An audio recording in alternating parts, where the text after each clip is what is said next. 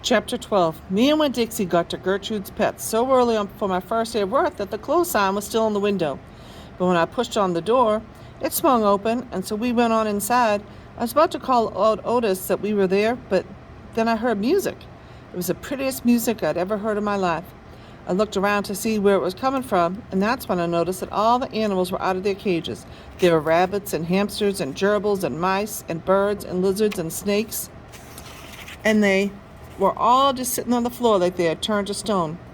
Otis was standing in the middle of them. He was playing a guitar, and he had on skinny, pointed-toed cowboy boots, and he was tapping them while he was playing the music. His eyes were closed, and he was smiling.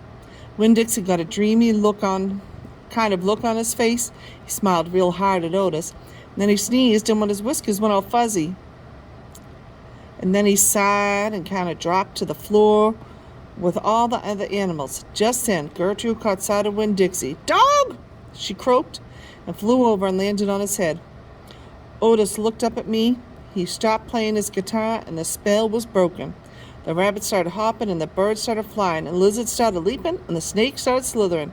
And Winn Dixie started barking and chasing everything that was moving, and Otis shouted, "Help me!"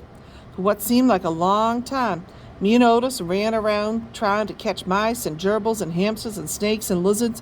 We kept on bumping into each other and tripping over the animals, and Gertrude kept screaming, "Dog! Dog!" Every time I caught something, I put it back in the first cage I saw.